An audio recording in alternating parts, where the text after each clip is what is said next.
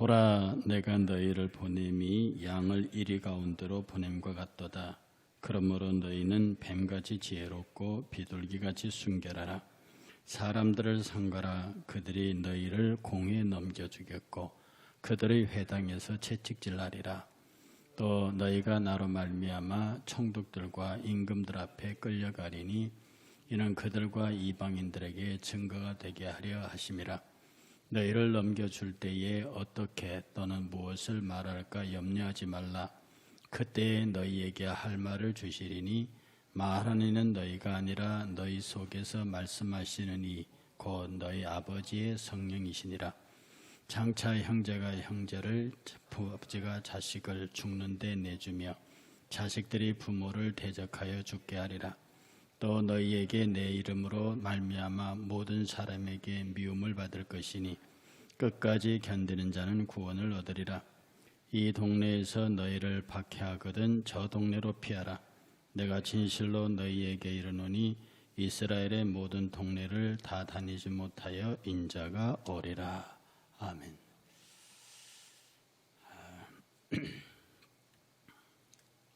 백신 2차 접종을 마쳤습니다. 그래서 특별히 이상 증상은 없는 것 같고요. 오늘 저녁만 잘 넘기면 그 다음엔 지난번에도 그랬으니까 지난번에도 둘째 날이 좀 힘들더니 이번에는 그렇게 힘들진 않습니다. 오늘 이 말씀은요. 오늘 이 말씀은 말씀의 제목 자체가 비둘기의 순결을 위한 뱀의 지혜라고 하는 부분인데요. 예수께서는 이 당신의 종들을 보냅니다. 이제 전도하러 보내시는 거죠. 그 전도하러 보낼 때 내가 너희를 보내는 것이 이리떼들이 우글거리는 이리떼들이 우글거리는 곳으로 양을 보내는 것과 같다. 그러니까 너희들은 뱀같이 지혜롭고 그리고 비둘기같이 순결하라 이렇게 말합니다. 여기에서 1위는 당시 유대 종교 지도자들입니다. 특별히 1위는요. 물론 더 크게 나가서 유대 총독과 이방의 관원들이 되겠지만 지금 여기에서 예수님께서 가장 우려하는 것은 동족이면서 예수 그리스도와 그 제자들을 핍박하고 있는 그 유대 종교 지도자들, 그들을 거짓 선지자들로 싹군으로 표현하고 있는 그들에게로 내가 너희들을 보낸다. 그러니까 양을 거짓 싹군에게 보내니까 그 생명이 얼마나 위태롭겠는가. 그렇게 말씀하시면서 하시는 말씀이 너희는 뱀같이 지혜롭고 비둘기같이 순결하라 이렇게 말씀을 하십니다.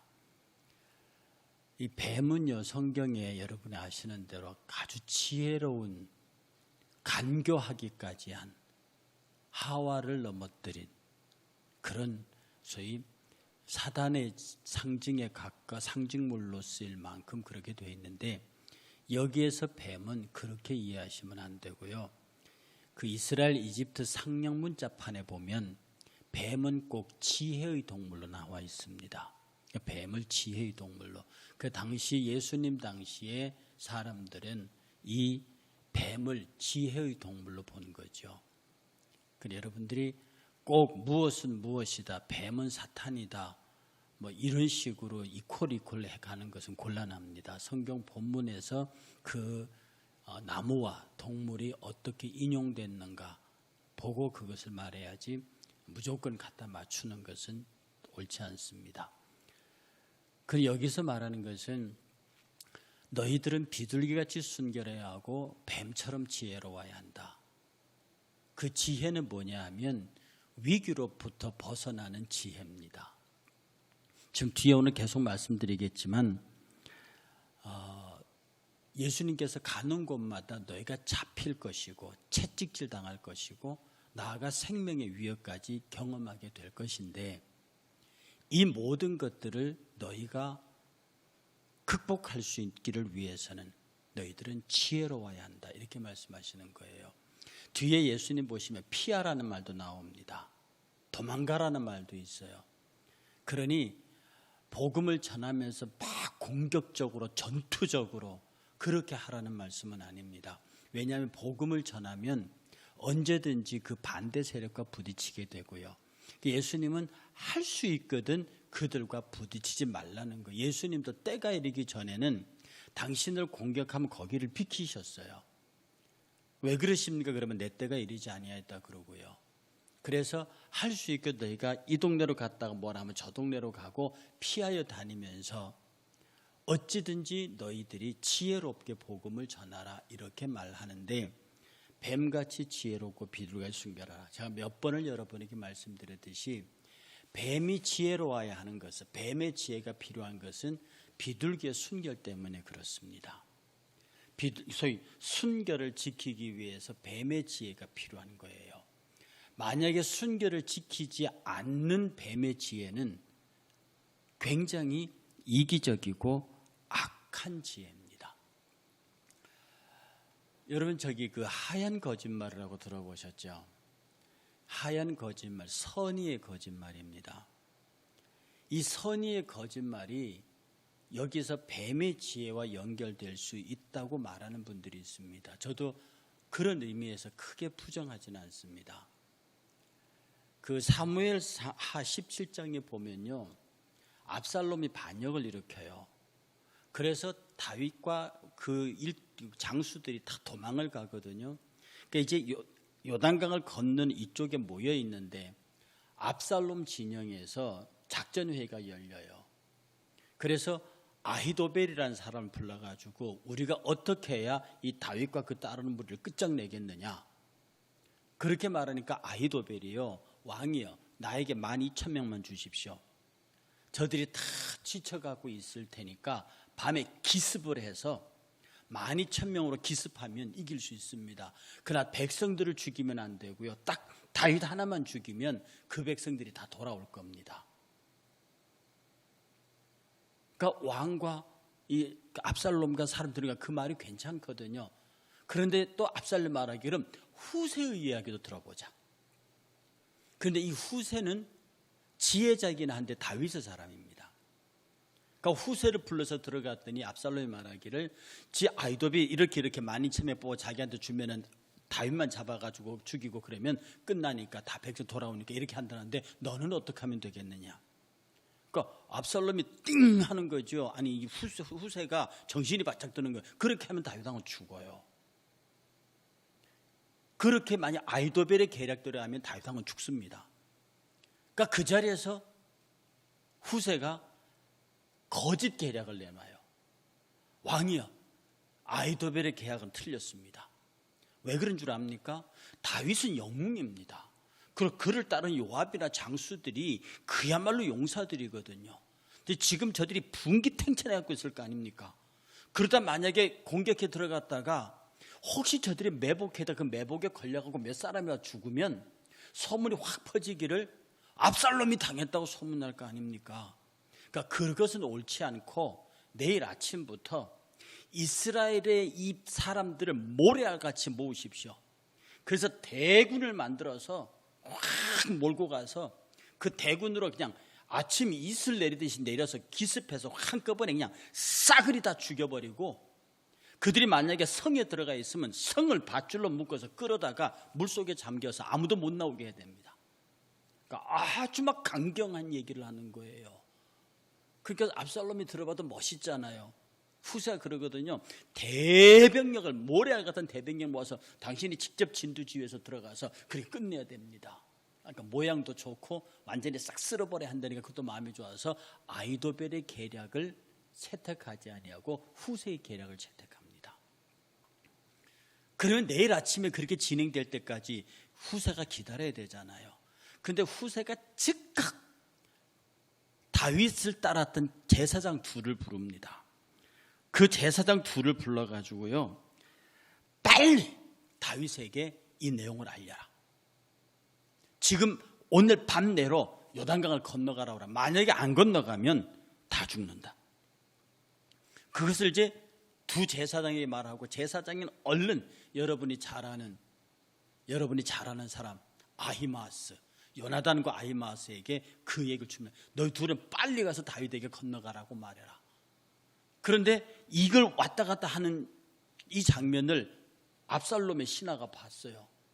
그럼 얼른 가서 압살롬한테 일러줬거든요. 지금 다윗의 제사장 몇 사람이 뭐라 해서 다윗으로 전령이 가는 것 같은데요. 그러니까 압살롬이 가서 빨리 잡으라 그랬단 말입니다. 그러니까 이 요나단과 아히마스가 도망을 가다가 어떤 동네에 들어가서 잡히게 생겼으니까 살려달라. 그러니까 그 동네 여자가 그를 우물 속에 딱 감춰놓고 위에다가 막 곡식 말리던 걸 막 덮어놓습니다. 그러니까 압살롬의 사람들이 와서 여기 두 사람 못 봤냐 젊은이, 저쪽으로 가던데요. 그래갖고 그 사람이 쫓아가다가 못 잡았습니다. 그리고 아히마스와 요나단이 거기서 나와서 다윗에게 전달해서 다윗이 요단강을 건너갑니다. 여기서 보면요, 후세도 거짓말을 했어요. 그런 작전은 되지 않는 거거든요. 모양만 좋게 말했지.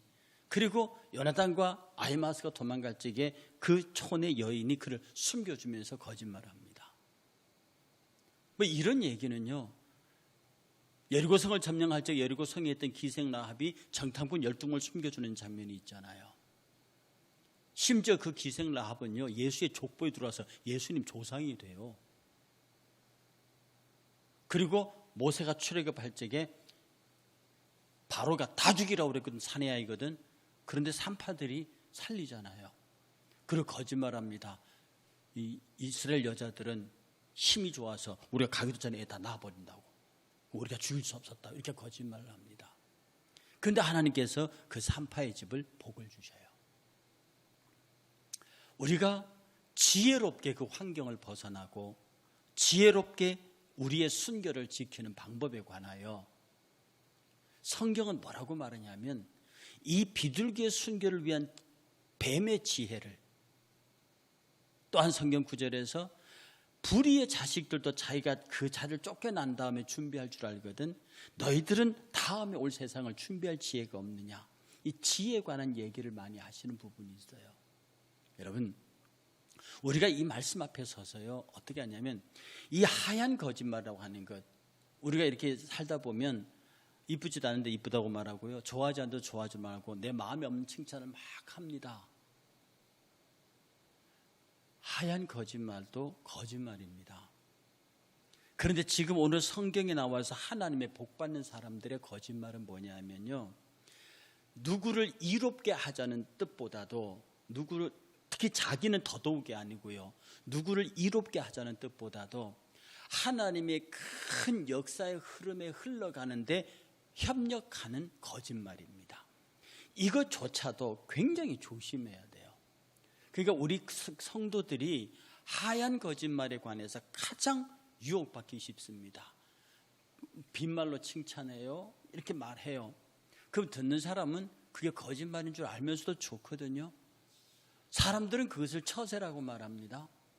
그런데 우리는 그런 개인적인 일명 하얀 거짓말에 관해서 양심의 가책을 받아야 합니다.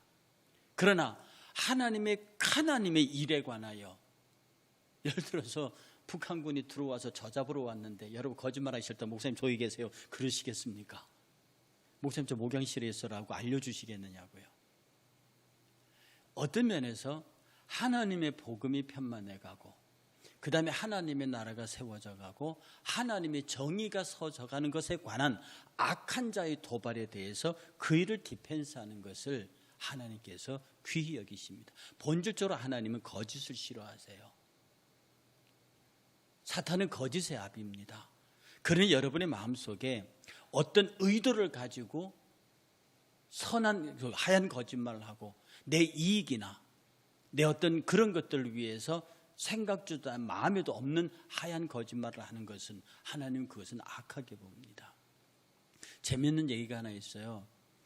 그 로마 당시 그 기독교 막 핍박받고 있을 때 이 성도들이 밤에 몰래 모여서 성만찬을 했어요. 우리는 매주마다 성만찬을 너무 은혜롭게 자유롭게 하지만 당시 성만찬은 어떻게 소문이 났냐면 예수쟁이들은 흡혈 집단이다. 그들이 모여서 피를 먹고 살을 인육 집단이란다.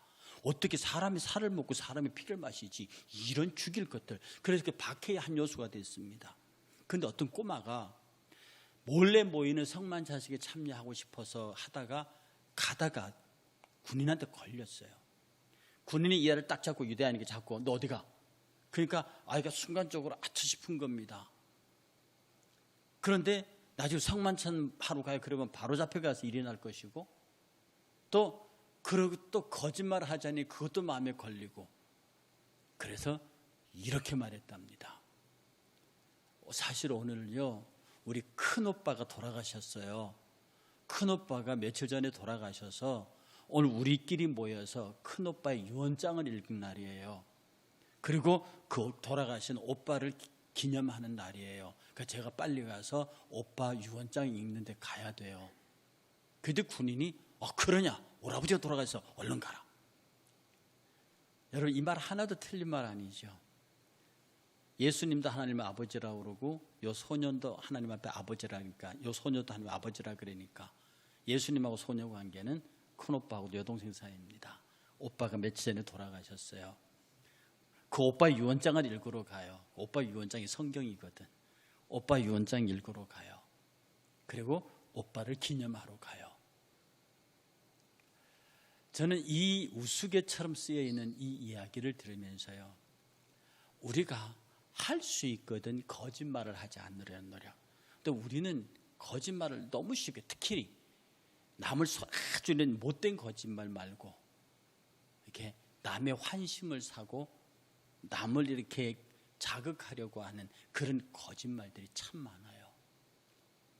그것은 분명히 거짓말입니다. 정말로 하나님의 큰 역사, 하나님께서 진행하시는 복음 전파의 큰 역사를 위해서 일어나는 그런 일들에 관한 하얀 거짓말은 하나님께서 라합을 축복하신 것처럼, 이집트 산파들을 축복하신 것처럼, 오늘 후세와 요나단과 아히마스와 두 젊은이를 숨겨준 그 여인들처럼 하나님께서 복으로 베푸시지만, 왜냐, 그들은 뱀처럼 지혜로운 사람들이에요.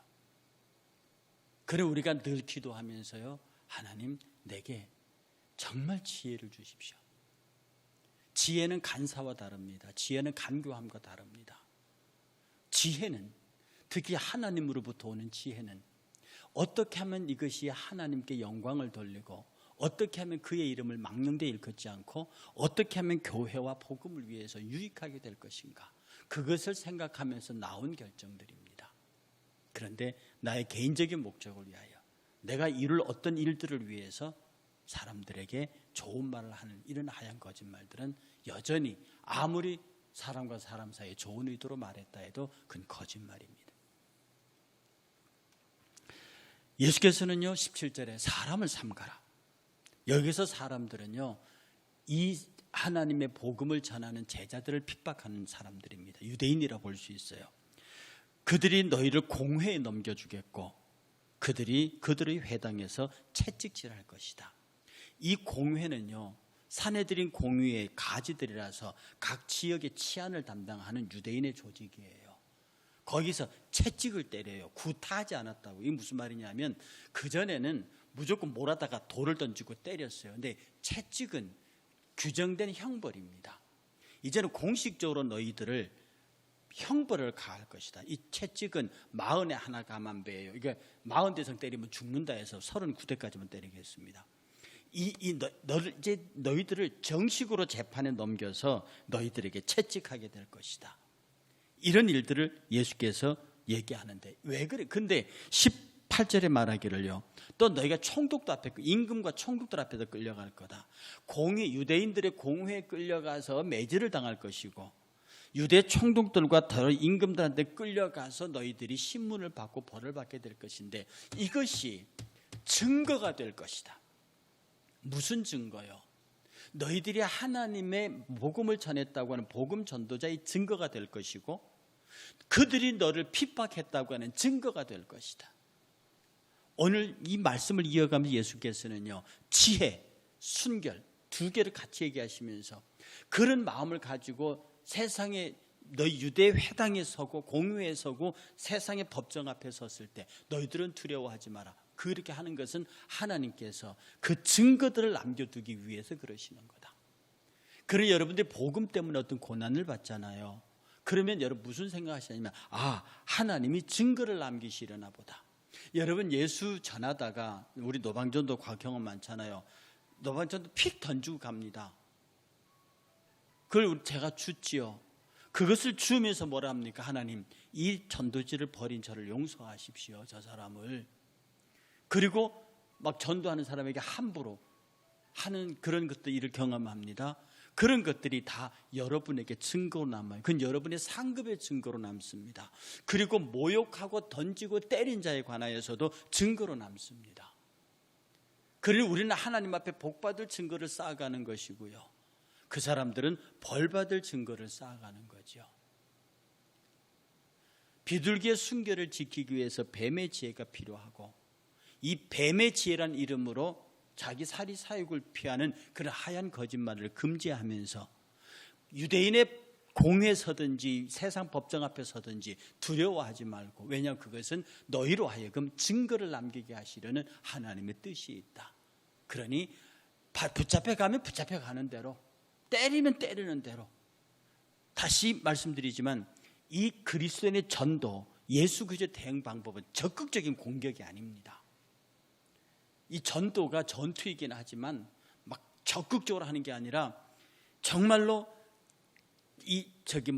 피하면서 그들의 마음을 상하게 하지 않으면서 계속 지혜롭게 복음을 전하는 것으로 되어 있어요. 예수님조차도 그렇게 했다고 말씀을 드렸잖아요. 그 다음에 증거가 되는데 하시는 말씀이 19절에 뭐라고 말하냐면, 너희들이 잡혀가서 재판받거나 뭐 할 때 어떻게 할지, 무엇을 말할지 그거 염려하지 말아라.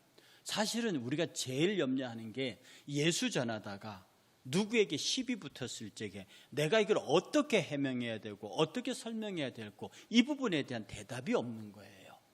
그리고 상당히 당황하게 되는 거예요. 그런데 예수님께서는 네가 예수 전하다가 잡혀서 곤란한 일에 처하게 되면 이거 어떻게 해야 되지? 그 염려하지 마라. 내가 무엇을 말해야 되지? 그것도 말하지 말라. 네가 무엇을 해야 되고 어떻게 해야 될지 너의 행동과 답변을 이미 하나님 성령께서 준비하고 계셔. 아버지의 성령께서 준비하고 계신다는 거예요. 그때의 이 말은 바로 그 순간이라고 하는 뜻이에요. 바로 그 순간, 네가 위기에 처한 그 순간에, 네가 곤란한 그 순간에 바로 아버지의 성령께서 말하시는데, 20절에 말하는 이는 너희가 아니라 너희 속에 말씀하시는 이 곧 너희 아버지의 성령이시니라. 성령께서 말하시고 성령께서 행동하실 거다. 그러므로 내가 무엇을 말할지 어떻게 행동할지를 근심하지 않는 것은 성령께서 당신이 말할 수 있도록 내가 통로가 되드리는 거예요. 성령께서 말할 기회를 내가 빼앗지 않는 거예요. 이 말은 무슨 말입니까? 복음 전하러 갈 때 그냥 가. 그냥 대담하게 가서 용감하게 절해. 어떻게 그런 걱정하지 말고 너는 예수는 그리스도라고 가르쳐. 그렇게 전파해. 그러다가 위기나 어려움 당하잖아. 그럼 네가 어떻게 해야 될지를 성령께서 인도하시고 네가 무슨 말을 해야 할지 성령께서 말씀하실 거다. 그러니까 성령이 너에게 말씀하시는 대로 너는 그대로 따라가면 된다라고 하는 거죠. 이것은 어떤 면에서 거기 20절에 보면 말하는 이는 너희가 아니라, 네가 아니라는 거예요. 말하는 이는 따로 계신다는 거죠. 요한복음 14장 26절에 보면요, 보혜사 곧 아버지께서 내 이름으로 보내실 성령, 그가 너희에게 모든 것을 가르치시고 내가 너희에게 말한 모든 것을 생각나게 하시리라. 예수께서도 제자들에게 하신 말씀입니다. 네가 무슨 말을 해야 될지, 어떻게 해야 될지는 네 안에 성령께서 이미 모든 답을 갖고 계신다는 겁니다. 그러니 복음 전도자들은 밖에 나가서 길거리에서 하든지 누구에게 복음을 전하든지, 내가 혹시 이 사람에게 이렇게 막 폭력을 당하든지 이 사람도 무한을 당하든지 이런 일을 당할까를 생각하는데, 주의 말씀은요, 폭력, 매질을 당하느냐, 그건 증거가 된다. 네가 상급받을 증거가 되고 저 사람은 벌받을 증거가 되고, 또 네가 무엇을 말해야 돼, 그 염려하지 마. 내가 말할 거다. 내가 행동할 거다, 내가 말할 거다, 너는 그 염려하지 말아라, 이런 얘기라는 거예요. 그러니 복음 전도자들에 대해서 얼마나 주의 성령이 강력한 배경을 가지고 지도하고 이끌고 계시느냐는 겁니다. 그러니 복음 전하는 사람들은 어떤 경우에도 근심하거나 걱정할 필요가 없다라고 하는 겁니다. 그 다음에 21절에 보면 장차 형제가 형제를, 아버지가 자식을 죽는 데 내주며 자식들이 부모를 대적하여 죽게 하리라.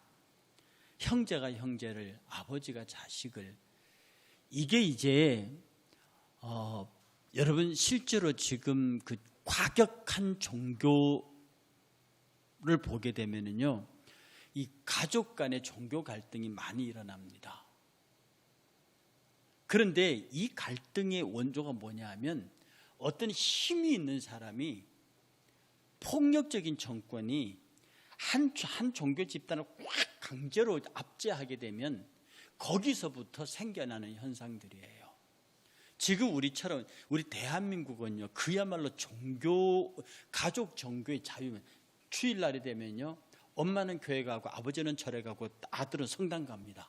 이게 전혀 문제가 안 돼요. 여러분 혹시 주일날 따로따로 갔다고 가정 싸움 나신 적이 있습니까? 교회 다니는 사람은 불편해요. 교회 다니는 사람은 아버지가 절에 간 것이 불편해요. 엄마가 성당 간 것이 불편해요. 그 아들은. 그런데 천주교나 법당 가는 사람은 전혀 불편하지 않습니다. 범신주의자들이거든요. 전혀 그들은 불편하지 않습니다. 그러나 지금 아프가니스탄에 저런 데 가면요, 그들이 말하는 종교를 믿지 않으면 그게 다 죽습니다. 이런 데에서는 사람을 내 아들이라도 내어주는 사건이 생겨요. 이게 무슨 말이냐면, 어떤 극단적인 박해가 시작되면, 기독교도 그런 극단적인 박해가 생각되면 최후에는 아버지가 아들을 내주는 그런 박해까지를 받게 될 거라는 겁니다. 최악의 상황이죠. 제가 여러분이 종교끼리 부딪히지 말라고 하는 것이 왜냐하면, 세상에서 가장 끝나지 않는 전쟁이 종교전쟁입니다. 그리고 이 세상에 마지막 남아있는 게 종교전쟁이에요. 이념 전쟁은 사실은 끝났습니다. 저 북한만 남아있는데 지금 버텨봐 얼마나 버티겠습니까? 이념 전쟁은 끝이 났는데, 지금 끝나지 않고 점점 더 강화되고 있는 게 민족 간의 전쟁과 종교 간의 전쟁입니다. 이건 끝이 날 수가 없습니다. 또 민족과 종교가 결합되어 있는 것은 더 심각하기 때문에, 이제 이 어떤 특정한 종교가 정권을 잡게 되면 필연적으로 종교적인 대대적인 박해가 시작됩니다. 특히 원리주의적인 성격이 강한 이슬람교가 정권을 잡게 되거나, 정치와 종교를 일치시키는 캐톨릭이 정권을 잡게 되면 반드시 기독교와 타종교에 대한 압제가 시작되게 되어 있습니다. 그런데 다른 종교는 타협적이에요. 다 믿으니까. 그러니까 내 신도 믿고 네 신도 믿어줄게, 이렇게 되는데 기독교는 그게 안 돼요. 유일신 하나님 믿는 종교이기 때문에 당신이 믿는 종교도 믿고 내가 이건 하나님의 이름을 망령되이 일컫는 것이라서 계명에 세부적 그냥 날리는 거고 안 되는 거거든요. 그러니 이런 상황이 벌어지면 가장 압제하에 신음하게 되는 것이 바로 기독교입니다. 그러므로 기독교가 종교의 자유를 위해서 얼마나 치열하게 싸워야 하는지를 보여주는 사건이죠. 그리고 22절에 또 너희가 내 이름으로 말미암아 모든 사람에게 미움을 받을 것이나 끝까지 견디는 자는 구원을 얻으리라.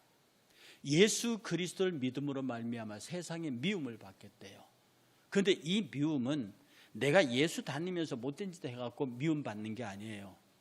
내가 예수 믿음으로 말미암아 빛이 되고 소금이 되니까 이 꼴을 못 봐주는 거예요. 내가 빛이 되니까 어두움이 나를 싫어하는 겁니다. 내가 소금이 돼서 썩는 걸 못 썩게 하니까 썩어지는 것들이 나를 박해하는 거예요. 내가 소금의 단맛을 내니까 그 꼴을 못 보는 쓴맛들이 문제를 일으키는 거예요. 이렇게 예수 그리스도의 이름으로 말미암아 빛과 소금으로 사는 성도들에게 아주 가혹할 정도의 미움이 있습니다. 그러나 끝까지 견디는 자는 구원을 얻으리라. 모든 사람에게는 한 명도 예외가 없이 그런 뜻이 아니에요. 모든 사람에게 미움을 받는다는 뜻은 특정한 구별이 없이, 흑인, 백인, 남녀노소 구분 없이 모든 부류의 사람들이 다 너희를 미워할 거라는 거죠. 그러니 흑인 상관, 백인 상관없고 남녀노소 상관없이 자기들의 삶 속에 빛과 소금이 들어오면 그게 싫어서 우리를 미워한다는 거죠. 그 여러분들 예수 믿는 복음대로 살면은요, 복음 갖고 살면 미움 받습니다. 정말 복음대로 살면은요, 여러분들이 미움 받게 돼 있어요. 그러니까 세상에서 인기 좋은 그리스도인은요, 잘 생각해 보셔야 합니다. 왜냐하면 여러분이 말씀과 은혜대로 살면 세상이 여러분을 좋아할 수가 없어요. 좋아할 수가 없죠. 그런데 세상 사람이 나를 좋아하는 거는요, 내가 그들하고 동색이라는 얘기거든요. 필연적으로 우리는 세상의 미움을 받을 수밖에 없습니다. 선을 행하면요. 그래서 갈라디아서 6장 9절에 우리가 선을 행하되 낙심하지 말지니 포기하지 아니하면 때가 이름에 거두리라. 끝까지 견디는 자는 구원을 얻겠다는 거죠. 이 약속입니다. 그리고 23절에 말씀하시기를 이 동네에서 너희를 박해하거든 저 동네로 피해라. 이게 비겁하라는 말이 아닙니다. 이건 지혜와 관계되어 있습니다. 이 동네에서 너희를 박해하거든 저 동네로 피하라. 내가 분명히 약속하는데 너희가 이스라엘의 모든 동네를 다 다니지 못해서 내가 오겠다. 이 동네에 핍박하면 저 동네 더 이게 계속 돌아다니면서 아직 동네가 남았는데 주님이 오실 거라는 거거든요. 속히 오겠다는 거 아닙니까? 우리가 예수 믿는 신앙생활에서 그러니 이 전도의 이 부분은 전도에 관한 부분인데요. 정말로 하나님 앞에 겸손하게 하나님 내게 전도의 지혜를 주십시오. 어차피 주님이 보내시는 것이 이리 가운데 아닙니까? 세상에서 양 잡아먹자고 버티는 이리 속에 양을 집어넣는 건데 하나님 이 양의 순결을 지키기 위해서 지혜가 필요합니다. 그러니까 여러분들 그러니까 우리가 끝없이 그 위기를 넘기고 돌파할 수 있는 지혜를 하나님에게 끊임없이 구하는 거죠. 지금 저희들이 마스크 보냈잖아요, 태국에. 근데 이게 지금 못 들어가고 있습니다. 태국 영사한테 미팅 넣더니 답장이 오기를 이 영사는 국가와 국가 간의 오피셜한 공무에 개입하지 개인이 개인 집단, 사회적 집단이 사회 집단을 보낸 데는 개입하지 않습니다. 이렇게 답이 왔어요. 지금 내가 화가 나서 이게 개인과 개인의 일로 보이느냐? 이게 그렇게 보이느냐? 이제 지금 그 답변을 준비하고 논쟁할 생각을 하고 있는데 우리가 보낼 때요. 그 마스크 봉투 앞에다가 다 이것은 일산 그리스도의 교회가 태국 형제들에게 보내는 선물입니다 라고 하는 라벨을 다 5,000장을 다 붙였어요. 그리고 태국 길선교사님한테 그 사람들에게 말해라. 이 라벨이 다 붙어 있는데 이게 어떻게 판매용이 되냐. 지금 이제 그걸 갖고 어필하는데 이제 길선교사가 답이 오기를 이걸 전도용으로 쓰니까 사탄이 못 들어오게 막는 것 같아요. 하여튼 기도해 주세요. 그러고 있단 말이죠. 어쨌든 그 관계를 이렇게 보면서 사탄은 끝없이 우리가 하는 일을 이 모양 저 모양으로 방해합니다. 지금 저 마스크 5,000장이 들어갈 수도 있고 들어가지 못할 수도 있는데 그것과 관계없이 우리가 생각하기를 우리가 앞으로 이런 일들을 할 때 좀 더 미리 생각해서 지혜롭게 할 필요가 있다. 의욕에 앞서는 것보다 그 일을 달성할 수 있는 지혜가 필요하다. 저는 이번에 일을 기도하면서요. 하나님 우리가 이런 일들을 행할 때 좀 더 많이 기도하고 좀 더 많이 지혜를 구하고 그냥 무조건 해내는 것이 능사가 아니라 아버지께서 원하시는 방법과 생각을 먼저 묻는 겸손함이 필요하다.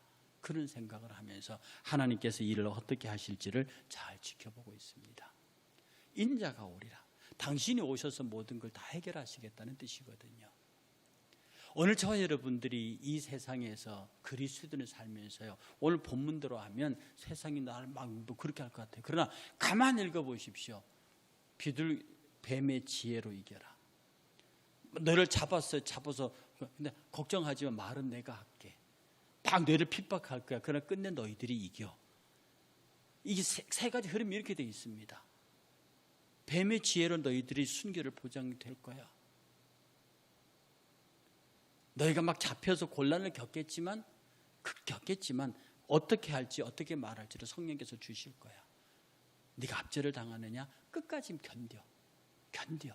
그러면 그가 오셔서 해결하실 거야.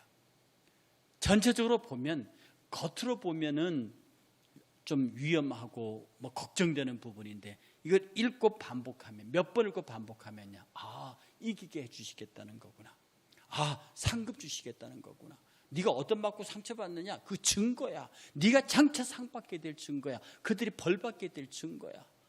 예수 믿는 것은 받은 증거. 내가 예수 때문에 한 번이라도 맞아봤습니까? 나는 맞아봤습니다. 여러분 예수님 때문에 한번 망신당해 보셨습니까? 누가 저는 망신 정도가 아닙니다. 완전히 엉망진창이 된 적이 있습니다. 예수님 때문에 폐가 망신한 적도 있습니다. 이런 코로나 시대를 겪으면서요, 어떤 분이 이거 하다가 벌금 300을 내셨어요. 저 서울에 저 아는 분이. 목사님 어떻게 했더니, 아이고 목사님 우리 교회 장로님들이 너무 좋아요. 왜 좋아요? 그랬더니 이런 시기에 벌금 300만도 안 내보는 교회가 됩니까? 그러더라고요. 그런 거예요? 이럴 때는 그런 거 한번 겪어봐야죠. 그 시키는 대로 다 예배 따랐다는 그런 소리 내가 후진들한테 못해. 장로님들이 너무 좋아합니다.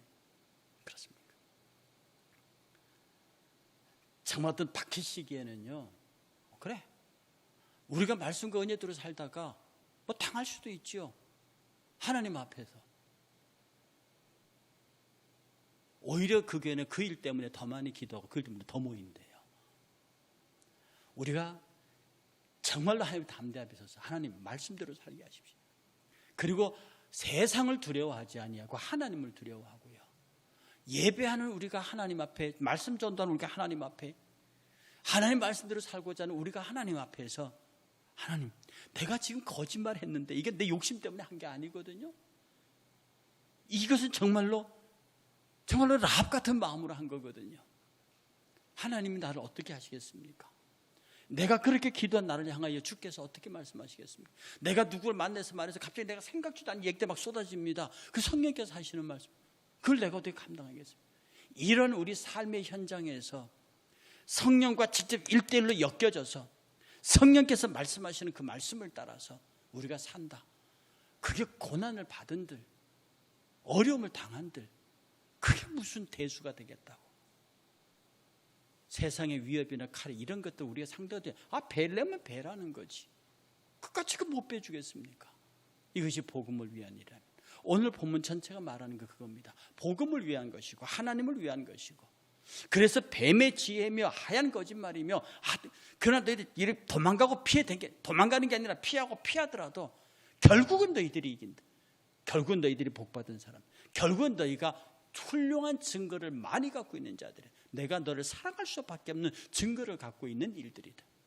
바로 이것이 복음 전도의 사명이라는 겁니다. 그런데 이런 어려움은요, 복음 전도를 해본 사람만이 합니다. 단 한 번이라도 전도지를 들고 옛날 지하철에서 복음 전도할 때 한 번이라도 그것을 들고 지하철에 들어가서 한 번이라도 길거리에 서서 이 전도지를 전해본 사람만이 그런 증거들을 갖고 있어요. 그 사실은 요새 노방 1대1로 전도하는 게 효과는 없습니다. 그러나 전도하는 내가 하나님 앞에서 스스로를 단련한다는 그만한 것도 없습니다.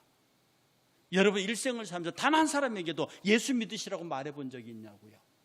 전혀 일명식도 없는 사람이 가서 예수 믿으세요 말해본 적이 있나요? 이게 노방전. 길 가다가 아무나 붙잡고 예수 믿으세요라고 말했어요. 그게 노방. 그것은 일종의 어떤 훈련식. 예수님도 12제자 70명씩 보내서 훈련시키잖아요. 이것은 실제 전도의 목적도 있겠지만 내가 하나님 앞에 서 있는 전도자의 훈련들입니다.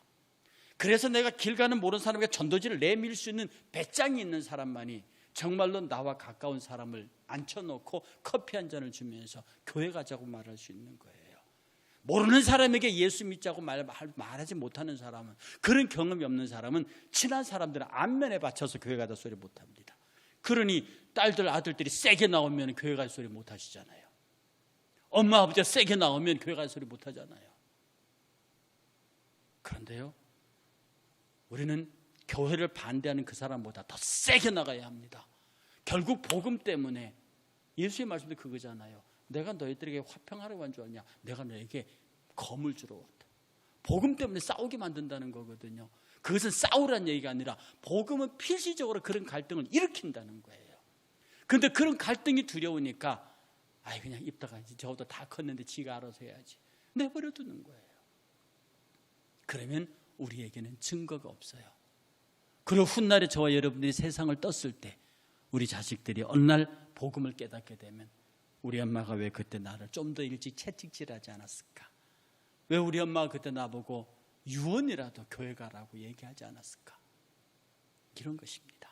그래서 오늘 말씀을 전체 놓고 보면은요, 전체적인 예수 복음 전하는데 따르는 어려움을 얘기하는 것 같지만 반드시 너희들은 승리할 것이고 반드시 내가 너와 함께하고 너의 말과 행동을 주장할 것이고 그리고 너들은 복을 받을 수밖에 없는 사람이라고 하는 하나님의 예수의 따뜻한 사랑의 격려와 힘이 실려있는 말씀입니다. 그러니 저와 여러분들이 이 말씀을 의지하면서요, 너희가 예루살렘 동네를 다 다니지 못하여 인자가 오겠다, 이 말씀을 부여잡고 곧 오신다는 말이거든요. 주님의 날은 하루가 첫날 같은 날입니다. 곧 오신다 했습니다. 주님께서 오실 그 날을 부여하면서 여러분들은 증거를 많이 쌓으시길 축복합니다. 예수 때문에 욕을 많이 받으시는 증거요, 예수 때문에 욕을 많이 받는 증거, 예수님께서 축복하시고 상급 주실 수밖에 없는 증거들, 그런 증거들을 많이 쌓는 여러분의 삶의 현장이 되시기를 주의 이름으로 축복합니다.